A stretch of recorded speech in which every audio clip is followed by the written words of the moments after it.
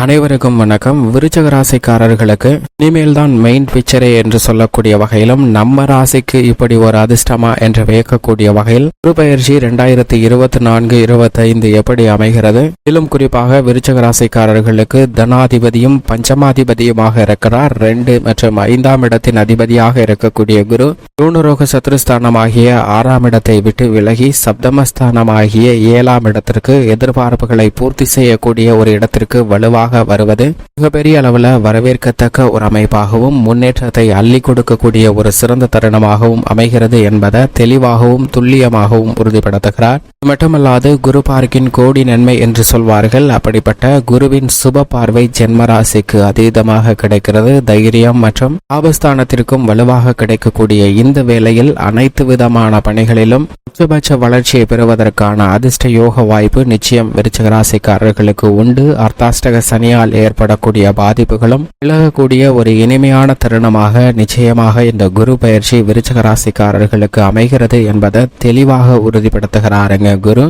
2024-25 குரு பெயர்ச்சி ராசிக்கு இப்படி ஒரு அதிர்ஷ்டமா, இனிமேல் தான் மெயின் பிக்சரே என்று சொல்லக்கூடிய வகையில் பல மாறுதல்களை ஏற்படுத்துகின்றன. ஏனென்றால் முழு சுபகிரகமாக இருக்கக்கூடிய குரு தனது பகை கிரகமாக கருதக்கூடிய சுக்கிரனின் ஆட்சி வீட்டில் நுழைகிறார். குருவின் பார்வையில் தான் சுக்கிரன் பகை கிரகமாக பார்க்கப்படுகிறார். ஆனால் சுக்கிரனின் பார்வையில் சுக்கிரன் குருவை தன்னுடைய குருவாக தான் பார்க்கிறார். தனது சமபலம் வாய்ந்த ஒருவராக தான் பார்க்கிறார். எனவேதான் இந்த குரு பயிற்சி ஒரு மிக முக்கியமான ஒன்றாகவும் நம்ம ராசிக்கு இப்படி ஒரு அதிர்ஷ்டமா என்று வியக்கக்கூடிய வகையில் பல மாறுதல்கள் கிடைப்பதற்கான வாய்ப்பும் உருவாகிறது. அதிலும் குறிப்பாக குரு பார்க்கின் கோடி நன்மை என்று சொல்வார்கள். அப்படிப்பட்ட குரு பகவானுடைய சிறப்பு பார்வை பல்வேறு இடங்களை வலுப்படுத்துவதால் அபரிவிதமான யோகம் நிச்சயமாக உண்டு. நவகிரகங்களிலே குரு, சனி மற்றும் செவ்வாய்க்கு மட்டும்தான் இது போன்ற சிறப்பு பார்வை உண்டு. அதிலும் குரு பகவானுடைய சுப பார்வை என்பது பல்வேறு வகையான சிக்கல்களை விலக்கி கோடி நன்மை நிறைந்து கொடுக்கக்கூடிய ஒரு அற்புதமான பார்வையாக பார்க்கப்படுகிறது. என்றால் குரு பார்வையால் கோடி நன்மை கிடைக்கும் என்று சொல்லக்கூடிய வகையில் நவ கிரகங்களிலே மிக குறுகிய காலகட்ட சஞ்சார அமைப்பு கொண்டவர் என்றால் நிச்சயமாக அது சந்திரன் மட்டும்தான். மிக நீண்ட தூரத்தை பயணமாக கொண்டவர் சனி பகவான். குரு ஒரு ஆண்டிற்கு ஒரு முறை தன்னுடைய ராசியை ஒரு ராசியிலிருந்து மற்றொரு ராசிக்கு மாற்றுகிறார். இந்த தருணம் மேச ராசியிலிருந்து ரிஷப ராசிக்குள் நுழைகிறார். நவகிரகங்களிலே மிக சிறப்பு என்றால் சந்திரன் என்று நாம் சொல்லிவிடலாம். எனவேதான் நவகிரகங்களிலே சந்திரனுக்கும் தான் மிக சிறந்த பலன்களை கொடுக்கக்கூடிய கிரகமாகவும் மனித வாழ்வில் மிகப்பெரிய மாற்றத்தை ஏற்படுத்தக்கூடிய சக்தி வாய்ந்தவராக இருக்கக்கூடிய மனோபாவத்தை அடைகிறார். ஏனென்றால் பௌர்ணமி வேளையில் குருவிற்கு இணையான சுப பலன்களை அள்ளி கொடுக்கக்கூடிய சக்தியும் அதே சமயம் அமாவாசை தினத்தன்று சனிக்கு நிகரான சிரமத்தை ஏற்படுத்தி கொடுக்கக்கூடிய சக்தியும் இவருக்கு உண்டு. கன்னட காலத்தை குறிப்பிடுவதில் மிகப்பெரிய அளவில் பங்கு வகிக்கிறாருங்க சந்திரன். எனவேதான் சந்திரனுக்கு எந்த ஒரு உயிராக இருந்தாலும் அதனுடைய ஜாதகத்தை பலன்களை என்னால் மட்டும்தான் துல்லியமாக கணிக்க முடியும் என்ற ஒரு அகந்தையும் வந்து விடுகிறது. மற்ற கிரகங்களை பார்த்து நீங்கள் என்னதான் பலன் கொடுத்தாலும் ஒருவருடைய வாழ்க்கை இப்படிதான் என்று என்னால் துல்லியமாக சொல்லிவிட முடியும் என்று சவால் விடுகிறார். இதை பார்த்த குரு மற்ற கிரகங்களை கேட்க மற்ற கிரகங்கள் ஓரளவிற்கு சரி சந்திரன் சொல்வது அப்படியே விட்டுடுங்க, அவரே சிறந்த பலன் கொடுக்கிறவரா இருக்கட்டும் அப்படின்னு பல கிரக நிலைகள் ஏற்றுக்கொள்கின்றன. ஆனால் குரு இதுல எனக்கு ஒரு சந்தேகம் இருக்கு, நீ தெளிவுபடுத்திட்டீங்கன்னா நானும் ஏத்துக்கிறேன் அப்படின்னு குரு சொல்றாரு. சரி உங்களுடைய சந்தேகத்தை கேளுங்க, நான் அதை நிவர்த்தி பண்ணி சக்தி வாய்ந்தவன் என்று நான் நிரூபிக்கிறேன் அப்படின்னு சந்திரன் சொல்ல உடனே குரு ஒரு ஜாதகம் ஒன்றை எடுத்து கொடுத்து இந்த ஜாதகத்தினுடைய பலனை துல்லியமாக கணக்கிட்டு சொல்லு என்று சந்திரனை கேட்கிறார். சந்திரனும் அந்த ஜாதகத்தை வாங்கி நவகிரகங்களின் அமைப்பையும் அலசி ஆராய்ந்து பார்த்து ஜாதகத்தினுடைய பலனை தெரிவிக்கிறார். அதிலும் ஜாதகத்தில் பிறந்த குழந்தை தனது ஒரு வயது முடிவதும் போது தொட்டிலில் உறங்கிக் கொண்டிருக்கக்கூடிய வேளையில் இந்த தொட்டில் மேல் வரக்கூடிய ஒரு பாம்பு இந்த குழந்தையை கடித்துவிடும். அந்த குழந்தையை கடித்து விட்டதால் இந்த குழந்தையின் உயிரானது பிரிந்துவிடும். அதே போன்று தொட்டிலில் உள்ள கம்பியில் வெளியேற முடியாமல் சிக்கி இந்த பாம்பு என்ற ஜீவராசியும் மடியக்கூடிய ஒரு தருணமாக பார்க்கப்படுகிறது. இந்த ஜாதகத்தின்படி 2 உயிர்கள் பிரிய போகின்றன என்று சந்திரன் தெரிவிக்கிறார். மனிதர்கள் மட்டுமல்ல, அனைத்து ஜீவராசிகளுக்கும் உள்ள பலனை மிக தெளிவாக எடுத்துரைக்கிறாருங்க. சரி, நடக்கிறதா என்று பார்ப்போம் என்று குரு மற்றும் சந்திரன் இருவரும் பொறுமையாக காத்து கொண்டிருக்கின்றன. பல மாதங்கள் உருண்டோடி அந்த ஒரு வருடம் நிறைவடையக்கூடிய தருணத்திற்கு அந்த குழந்தை வந்து விடுகிறது. அப்போது சந்திரன் நேரடியாக குருவிடம் வந்து, இன்னும் இந்த ஒரு வருடம் முடிவதற்கும் அந்த குழந்தை இருப்பதற்கும் இன்னும் 10 நிமிடங்களே இருக்கின்றன. பாருங்கள், நாம் இருவரும் சென்று கணித்தது சரியாக நடைபெறுகிறதா, துல்லியமாக உள்ளதா என்பதை பார்க்கலாம் என்று சந்திரன் குருவை கூப்பிடுகிறார். ஆனால் குருவோ அதற்கு மறுப்பு தெரிவிக்கிறார். ஏனென்றால், அப்பா, ஒரு நல்ல சுப நிகழ்வாக இருந்தா ரொம்ப மகிழ்ச்சியா போய் பார்க்கலாம், நீனோ இன்னும் 10 நிமிஷத்துல அந்த குழந்தை இறந்து போக போகுது அப்படின்னு சொல்ற, அதனால நான் வரல, என்ன நடக்குதுன்னு நீனே போய் பார்த்துட்டு வந்து என்கிட்ட சொல்லுப்பா அப்படின்னு சொல்லி குரு சொல்ல, சந்திரன் அதற்கு விடாப்பிடியா அடம்பிடிக்கிறாரு. மற்ற கிரகநிலைகள் என்னை வலுவானவன், சக்தி வாய்ந்தவன் என்று ஏற்றுக்கொண்டு விட்டனர். ஆனால் நீங்கள் மட்டும்தான் என்னை கருத்தும் சந்தேகத்தையும் தெரிவித்து ஒரு பரீட்சையும் இப்படி ஏற்படுத்திருக்கீங்க, அதனால நீங்க வந்தாதான் நான் போவேன் அப்படின்னு சந்திரன் ரொம்பவே அடம் பிடிக்கிறாருங்க குரு கிட்ட. உடனே குரு, என்னப்பா இவ்வளவு தொல்லை பண்றியே, சரி நான் வரேன் அப்படின்னு சொல்லி குரு சந்திரன் இருவரும் இணைந்து அந்த குழந்தை தூங்கி கொண்டிருக்கக்கூடிய அந்த தொட்டில் மற்றும் அந்த பாம்பு என்ன பண்ணுகிறது என்பதை பார்ப்பதற்காக அந்த இடத்திற்கு செல்கின்றனர். மிகப்பெரிய மரத்தின் மீது இந்த பாம்பு ஒரு மரக்கிளையில் ஒரு மாடி மீது விழுகிறது. அந்த மாடியிலிருந்து குழாய் வழியே இறங்கிய பாம்பு வீட்டின் ஜன்னல் வழியாகவும் மின் இணைப்புக்காக பொருத்தப்பட்டிருந்த பைப்பு வழியாகவும் அந்த குழந்தை தூங்கி கொண்டிருக்கக்கூடிய இந்த தொட்டிலுக்கு மேலே வந்து விடுகிறது. அந்த குழந்தை தூங்க வைத்து கொண்டிருக்கக்கூடிய தொட்டில் ஒரு சேலையில் கட்டப்பட்டிருக்கிறது. அந்த சேலைக்கு உயரம் பத்தவில்லை என்று ஒரு இரும்பு கம்பியும் இடத்தில் மாட்டி விடப்பட்டிருக்கு. இப்ப அந்த இடத்துக்கு சரியா அந்த பாம்பு வந்துருச்சு. இன்னும் 2 நிமிடங்களே இருக்கு. இந்த பாம்பு அந்த கம்பிக்கு அருகாமையில் வந்து கம்பி மேல ஏறி குழந்தை தூங்கி கொண்டிருக்கக்கூடிய அந்த சேலையின் நுனியை அடைந்து விடுகிறது. அடைந்து விடும் போது குழந்தை சேலை நுனியை பார்க்கும் போது ஏதோ விளையாட்டு ஜாமான் செய்வது போன்று தெரிய அந்த குழந்தை பார்த்து சிரித்து கொண்டே அந்த பாம்பிடம் விளையாடி கொண்டிருக்கிறது. இதை பார்த்த சந்திரன் தெரிவிக்கிறார், தான் இன்னும் சிறிது நேரம் செய்வதற்குள் இறக்க போகிறோமோ என்ற பயமே இல்லாமல் அந்த குழந்தை சிரித்து விளையாடி கொண்டு மகிழ்ச்சியோடு இருக்கிறது பாருங்கள் என்று குருவிடம் சொல்கிறார். குருவோ, ஆமா, அந்த குழந்தை ரொம்ப மகிழ்ச்சியா இருக்கு அப்படிங்கிறத சொல்லியிருக்கார். மட்டும் இல்லாம இந்த குழந்தை தன்னுடைய வாழ்நாள் முழுவதும் மகிழ்ச்சியாக இருக்கணும் அப்படின்னு நான் நினைக்கிறேன் அப்படிங்கிறதையும் சொல்றார். சந்திரனுக்கோ கோபம் வந்துருது. இன்னும் 1 நிமிடத்திற்குள் அந்த குழந்தை இறக்க போகுது. பாம்பு அந்த இடத்துக்கு வந்த உடனே குழந்தையை தீண்டி விட்டு அது மேலே ஏறும்போது அந்த கம்பி வழியா மாட்டி அதுவும் தன்னுடைய உயிரை பிரிய போகிறது அப்படிங்கிறத சந்திரன் தெரிவிக்க, இதை பார்ப்போம் என்று குரு அங்க பார்க்கிறாருங்க. பார்த்தால் பாம்பு அந்த சேலை அருகாமையில் வந்தது. பேசி இன்னும் சில வினாடிகள் இருக்கும் போது அது திரும்பி செவுத்தின் பக்கவாட்டில் இருக்கக்கூடிய ஒரு ஓட்டைக்குள் நுழைந்து வெளியே தான் வசித்த மரத்தின் மீது ஏறி வெளியே சென்று விடுகிறது. இதை பார்த்த சந்திரனுக்கு ஒரு பேரதிர்ச்சியாக இருக்கிறது.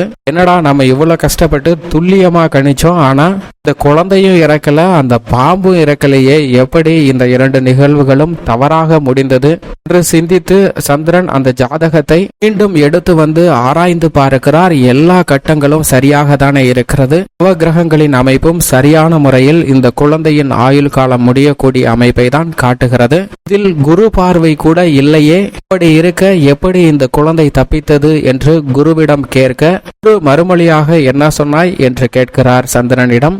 குரு பார்வை கூட இல்லையே, எப்படி இந்த குழந்தை புழைத்தது என்று கேட்கிறார் சந்திரன். குரு, நீ கேட்ட கேள்வியிலே பதில் உள்ளது என்று சொல்கிறார். குழந்தையின் பிறந்த ஜாதகத்தில், பாம்பு ஜீவராசியின் ஜாதகத்தில் குரு பார்வை இல்லை. ஆனால் இந்த குரு பார்வையை நீதான் உருவாக்கினாய் என்பதை மறக்க வேண்டாம் என்று சந்திரனிடம் சொல்லும் போது சந்திரனுடைய அகந்தை அப்போதுதான் அழிகிறது. மட்டுமல்லாது சந்திரன் குரு இணைந்து குரு சந்திர யோகத்தையும் மிக பெரிய அளவுல சக்தி வாய்ந்ததாக கொடுக்கக்கூடிய ஒரு சிறப்பான அம்சமாகவும் ஜோதிடத்தின் வழியாக பார்க்கப்படுகிறது. இவைதான் இந்த குரு பயிற்சியில் குரு சந்திர யோகம், குரு சுக்கிர யோகம், குரு சுக்கிர மங்கள யோகம் என பல யோகங்கள் நிறைந்திருந்தாலும் குரு சந்திர யோகம் என்பது மிக பெரிய அளவில் ஏற்படக்கூடிய இன்னல்களை கூட விலக்கி மகிழ்ச்சியை ஏற்படுத்தும். எனவேதான் குரு பார்க்கின் கோடி நன்மை என்று சொல்லப்படுகிறது. இப்படிப்பட்ட முழு சுபகிரகமாக இருக்கக்கூடிய குரு பகவான் ஒருவருடைய ஜாதக அமைப்பில் 2, 4, 5, 7, 9 மற்றும் 11 ஆகிய இடங்கள்ல அபரிவிதமான செல்வ செழிப்பையும் முன்னேற்றத்தையும் அள்ளி கொடுப்பாருங்க. ஆனால் அதே சமயம் ஜென்மத்தில் அமரும் போது சில சிரமம் ஏற்படுவதற்கான வாய்ப்பு உண்டு. ஏனென்றால் ராமர் வனவாசம் சென்றதே குருவின் சஞ்சார காலகட்டம் ஜென்ம ராசியில் அமர்ந்திருந்த போதுதான். அதுபோன்று தெய்வங்களுக்கே அது போன்ற சில சிரமங்கள் ஏற்படும் போது சாதாரண மனிதர்களாக இருக்கக்கூடியவர்களுக்கும் நிச்சயமாக சிரமம் உண்டு. ஆனால் முழு சுபகிரகமாக இருக்கக்கூடிய குரு ஜென்மத்திலோ இதயத்திலோ அஷ்டமத்திலோ அமர்ந்தாலும் பெரிய அளவிற்கு பாதிப்பு ஏற்படாது. ஏனென்றால் அவரிடம் இருந்து கிடைக்க வேண்டிய நன்மைகள் தடைபடுமே தவிர நிச்சயமாக குருவிடம் இருந்து எந்தவிதமான தோஷங்களும் பாதிப்பும் வராது என்பதுதான் யதார்த்தமான உண்மை. அந்த வேளையில் மற்ற கிரகநிலைகளின் அமைப்பு சரியாக இல்லை என்றால் மட்டும்தான் சிரமத்திற்கு உள்ளாக வேண்டிய ஒரு சூழ்நிலை ஏற்படும். மற்ற கிரகநிலைகள் வலுவாக இருந்தால் குருவிடம் இருந்து நிச்சயமாக நல்ல பலன்கள் அவருடைய சுப பார்வை மூலமாக கிடைக்குங்க. சஞ்சார அமைப்பு சரியாக இல்லை என்றாலும் கூட குருவின் சுப பார்வையால் கோடி நன்மையை பெறுவதற்கான யோகம் நிச்சயமாக உண்டு. மட்டுமல்லாது குருவின் நட்பு கிரகமாக சூரியன், சந்திரன், செவ்வாய் போன்ற கிரகநிலைகளும், சம கிரகமாக சனி, ராகு, கேது போன்ற கிரகமும், பகை கிரகமாக புதன், சுக்கிரன் ஆகிய 2 கிரகநிலைகளும் இருக்கின்றன.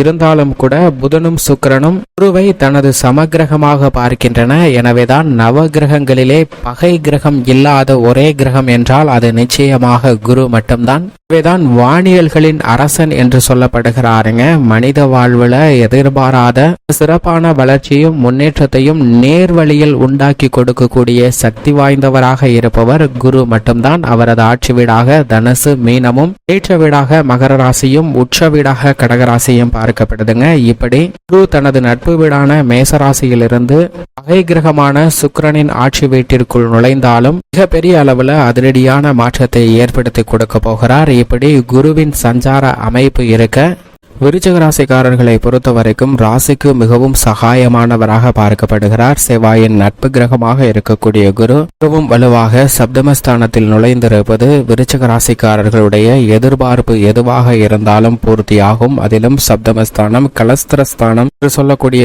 7ஆம் இடம் வலுப்பெறக்கூடிய இந்த தருணத்தில் காதல், திருமணம், நிச்சயிக்கப்பட்ட நல்ல வரன் கிடைத்து திருமணம் போன்றவை மிக சிறப்பாக அமைவதற்கான அதிர்ஷ்ட யோக வாய்ப்புகள் நிச்சயமாக உண்டு. குரு பகவானின் சுப பார்வை ஜென்ம ராசிக்கு கிடைப்பது மட்டுமல்லாது லாபஸ்தானத்திற்கும் தைரியஸ்தானத்திற்கும் கிடைக்கிறது. எனவே குடும்ப வருமானம் இரட்டிப்பாக உயரக்கூடிய ஒரு இனிமையான தருணமாகவும், எந்த பணியை மேற்கொண்டாலும் அவற்றை தைரியத்துடனும் துணிச்சலுடனும் மேற்கொண்டு வெற்றி பெறுவதற்கான அதிர்ஷ்ட யோகம் நிறைந்த ஒரு தருணமாக அமைந்துள்ளது என்பதை தெளிவாக உறுதிப்படுத்துகிறாருங்க. எனவே நீங்கள் திட்டமிட்டதை விட நல்ல வளர்ச்சியும் முன்னேற்றமும் மிக சிறப்பாக கிடைக்கும். புத்திரபாக்கியத்தில் இருந்த தடைகள் விலகுகிறது. புத்திரபாக்கியம் நிறைந்து கிடைக்கக்கூடிய ஒரு இனிமையான தருணமாக இந்த குரு பயிற்சி அமைகிறது. வருமானம் உயரும். இல்லத்தில் பல்வேறு வகையான சுப நிகழ்வுகள் தித்திப்பாக நடைபெறும். சொந்த வீடு, சொந்தமாக வீட்டு மனை, வாகனம், ஆடை ஆபரண சேர்க்கை போன்றவை வாங்குவதற்கான அதிர்ஷ்ட யோக வாய்ப்புகள் நிறைந்து கிடைக்கக்கூடிய ஒரு தருணமாக பார்க்கப்படுகிறது. குரு பகவான் லாபஸ்தானத்தை மிக வலுவாக பார்ப்பதால் இந்த தருணத்தில்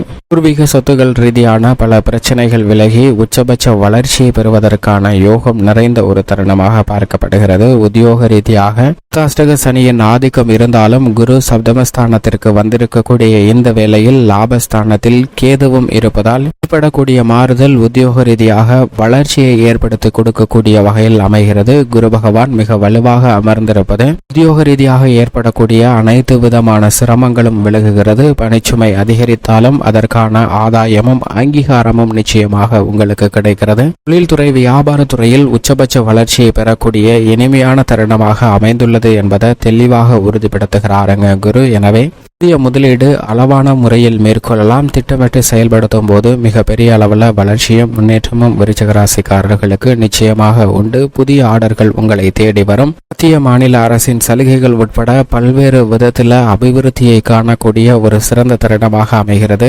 கலைத்துறை ரீதியான புதிய வாய்ப்புகளை மிகவும் அபரிவிதமாக உருவாக்கி கொடுக்கிறாருங்க குரு. சுக்கிரனும் சாதகமாக இருப்பதால் இந்த தருணத்தில் நீங்கள் திட்டமிட்ட கலைத்துறை ரீதியான பணிகள் எதுவாக இருந்தாலும் மிக பெரிய அளவுல வளர்ச்சி கிடைக்கும். நாடகம், நாதஸ்வர வித்துவான்கள், நாட்டிய கலைஞர்கள், கர்நாடக இசை கலைஞர்கள், சினிமா துறையை சார்ந்தவர்கள் என அனைவருக்குமே மிகப்பெரிய அளவுல சமமான வாய்ப்பு கிடைத்து முன்னேற்றத்தை பெறக்கூடிய அதிர்ஷ்டமும் யோகமும் நிச்சயமாக உண்டு என்பதை தெளிவாக சப்தமஸ்தானத்தில் வீற்றிருக்கக்கூடிய குரு உறுதிப்படுத்துகிறார். எனவே கலைத்துறையில் உச்சபட்ச வளர்ச்சி நிச்சயம் உறுதியாக உண்டு. அரசியல் சார்ந்த பணிகளில் மிகவும் அனுகூலமான நல்ல முன்னேற்றத்தை பெறுவதற்கான யோகம் உண்டு. இந்த தருணத்தில் தேர்தல் வெற்றி உட்பட அனைத்துமே மிகப்பெரிய அளவுல நன்மையும் முன்னேற்றத்தையும் பெற்றுத்தரக்கூடிய வகையில் ராசிக்காரர்களுக்கு அமைகிறது. மக்கள் மத்தியில் செல்வாக்கு அதிகரிக்கும். அது மட்டுமல்லாது நீங்கள் எதிர்பார்க்கக்கூடிய பதவி உயர்வு உள்ளிட்ட பல விஷயங்கள் மிக சிறப்பாக கிடைக்கும். மாணவர்களின் கல்வியில் முன்னேற்றம் நிறைந்து கிடைக்கக்கூடிய ஒரு தருணமாக பார்க்கப்படுகிறது. விவசாயம் சார்ந்த பணிகளில் குரு மங்கள யோகம் உட்பட